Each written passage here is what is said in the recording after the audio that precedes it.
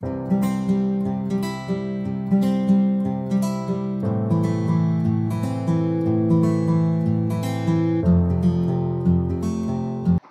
বন্ধু বান্ধৱীসকল জাগৃতিলৈ আপোনালোকক স্বাগতম আমি ক্ৰমাগতভাৱে ইণ্ডিয়ান হিষ্ট্ৰী পাৰ্টটো আলোচনা কৰি আছো বৰ্তমানলৈকে আমি মোগলৰ সময়খিনি সম্পূৰ্ণৰূপে আলোচনা কৰিলো ইয়াৰ উপৰিও মোগলসকলৰ লগত সাহসেৰে সন্মুখীন হৈ শিৱাজীয়ে গঠন কৰা মাৰাঠা সাম্ৰাজ্যৰ বিষয়ে আলোচনা কৰিলো আমি পাই আহিছো যে 1707 চনত ঔৰংজেবৰ মৃত্যুৰ পাছত মোগল সাম্ৰাজ্যখন থানবান হৈ গৈছিল আৰু বিভিন্ন জায়গাত বিভিন্ন ৰজাই স্বতন্ত্ৰভাৱে শাসন কৰিছিল সেইবিলাকৰ ভিতৰত অন্যতম হৈছে কৰ্ণাটক আজি আমি সেই কৰ্ণাটকৰ বিষয়ে পঢ়িম কৰ্ণাটকৰ ৰজাসকল ইমান পাৱাৰফুল নাছিল কিন্তু তেওঁলোকৰ সেই কৰ্ণাটকৰ কাৰণে ফ্ৰান্স আৰু ব্ৰিটিছৰ মাজত কেইবাখনো যুদ্ধ হৈছিল আমি আজি সেইবিলাক চাম আৰু ইয়াত ভাৰতীয় লোকসকলে বিশেষভাৱে অংশগ্ৰহণ কৰা নাছিল কিন্তু তেওঁলোকে কোনোবা এজন ৰজাই ব্ৰিটিছ কোনোবা এজন ৰজাই ফ্ৰান্সৰ লগত সংযোগ কৰিছিল কাৰণ তেওঁলোকে আশা কৰিছিল যে তেওঁলোকে পাছত তেওঁলোকক সিংহাসনত বহুৱাব কিন্তু তেনেকুৱা নহল শেষত ব্ৰিটিছ ইষ্ট ইণ্ডিয়া কোম্পানীৰ ইয়াত আধিপত্য হ'ল কৰ্ণাটক দক্ষিণ ভাৰতৰ কৰ্ণাটক অৰ্থাৎ বৰ্তমানৰ তামিলনাডু আৰু অন্ধ্ৰ প্ৰদেশৰ অংশখিনিত নিয়ন্ত্ৰণৰ বাবে 18 শতিকাত ব্ৰিটিছ আৰু ফ্ৰান্সৰ ইষ্ট ইণ্ডিয়া কোম্পানীৰ মাজত ধাৰাবাহিকভাৱে সংঘৰ্ষৰ সৃষ্টি হৈছিল আৰু শেষত ব্ৰিটিছে ইয়াত আধিপত্য বিস্তাৰ কৰিছিল ফ্ৰান্সসকলে বা ফৰাচীসকলে ইয়াৰ পৰা গুচি গৈছিল তেওঁলোকে আগৰ পৰা ইউৰোপৰ এখন দেশ অষ্ট্ৰিয়াৰ কাৰণে তেওঁলোকৰ মাজত যুদ্ধ হৈ আছিল আৰু সেইটো ইস্যু লৈ তেওঁলোকৰ উত্তৰাধিকাৰীসকলে ইয়াত যুদ্ধ কৰিছিল যিবিলাকক কৰ্ণাটকৰ যুদ্ধ বা এংলো কৰ্ণাটকী ৱাৰ বুলি কোৱা হয় আজি আমি সেইবিলাক চাম সেই সময়খিনিত কৰ্ণাটক বাণিজ্য আৰু সম্পদৰ বাবে গুৰুত্বপূৰ্ণ অঞ্চল আছিল যাৰ বাবে ভাৰতত তেওঁলোকৰ নিজৰ প্ৰভাৱ বিস্তাৰ কৰিবলৈ বিচাৰিছিল এই সংঘাতবোৰত স্থানীয় শাসকসকলেও অংশগ্ৰহণ কৰিছিল যদিও বা তেওঁলোক জড়িত হৈছিল যদিও কিন্তু তেওঁলোকে আশা কৰিছিল যে তেওঁলোকক পুনৰ তাত সিংহাসনত বহাব কিন্তু তেনেকুৱা নহল ব্ৰিটিছসকলে সেই কৰ্ণাটক নিজৰ হাতলৈ লৈ আহিলে এতিয়া আমি ইয়াৰ সকলোতকৈ ইম্পৰ্টেন্ট কৰ্ণাটকৰ তিনিখন যুদ্ধ চাই লওঁ প্ৰথম কৰ্ণাটকৰ যুদ্ধ 1744 চনৰ পৰা 1748 চনৰ মাজৰ সময়খিনি তেওঁলোকৰ ইয়াত যুদ্ধ হোৱাৰ আগতে ইউৰোপৰ এখন দেশ অষ্ট্ৰিয়াৰ কাৰণে তেওঁলোকৰ আগৰ পৰাই যুদ্ধ হৈ আছিল অৰ্থাৎ ফ্ৰান্স আৰু ব্ৰিটিছ সকলৰ মাজত আগৰ পৰাই যুদ্ধ হৈ আছিল আৰু তেওঁলোকৰ যিসকল উত্তৰাধিকাৰী বা যিসকল আমাৰ ভাৰতত আহিছিল সেই সকলে আহি ইয়াত পুনৰ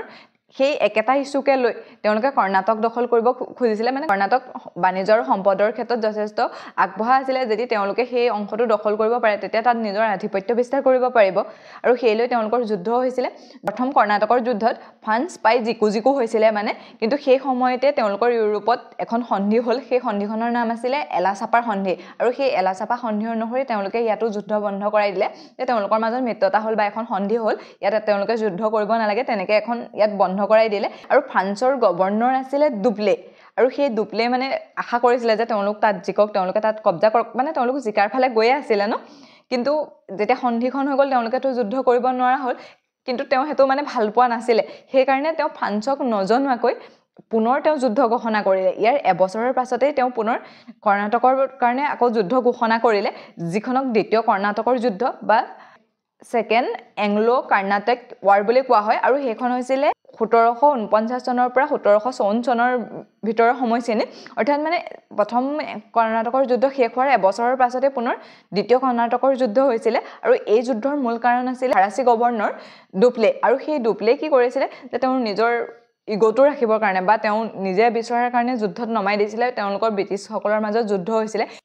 এই যুদ্ধখন ইমান দিন চলিলে যদিও শেষত ব্ৰিটিছে ইয়াত জয়লাভ কৰে এই যুদ্ধ শেষত পণ্ডিচেৰীত এখন সন্ধি হয় আৰু সেই সন্ধিখনৰ অনুসৰি তেওঁলোকৰ মাজত যুদ্ধ শেষ হয় এনেদৰে পুনৰ তৃতীয় কৰ্ণাটকৰ যুদ্ধ হৈছিল সেইখন হৈছিল 1757 পৰা 1763 চনৰ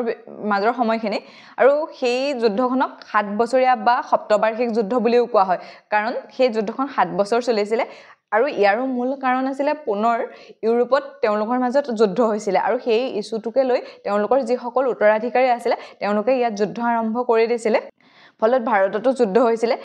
তৃতীয় কৰ্ণাটক যুদ্ধৰ পাছত পেৰিছ সন্ধিৰ হৈছিল আৰু পেৰিছ সন্ধিৰ অধীনতে কৰ্ণাটকখন ইষ্ট ইণ্ডিয়া কোম্পানীৰ অধীনলৈ যায় এই যুদ্ধত বিশেষভাৱে অংশগ্ৰহণ কৰা যিসকল লোক আছিল মানে ইয়াত কোনে নেতৃত্ব দিছিল তেওঁলোকৰ বিষয়ে অলপ চাই লওঁ ফাৰ্স্ট আহিলে জোসেফ ফ্ৰান্সোৱা ডুপ্লেক্স আমি এটা পাই আহিছো ন ডুপ্লেক্সৰ কথা তেওঁ ফৰাচী গভৰ্ণৰ আছিল তেওঁ প্ৰথম ইয়ালৈ আহিছিল আৰু ইয়ালৈ অহাৰ পাছত তেওঁ গভৰ্ণৰ হৈছিল তেওঁ ফ্ৰান্সক নেতৃত্ব দিছিলে তেওঁৰ নেতৃত্বতে প্ৰথমবাৰ যুদ্ধ তেওঁলোকৰ জিকা পৰ্যায় পাইছিলে কিন্তু সন্ধি হোৱাত তেওঁলোকে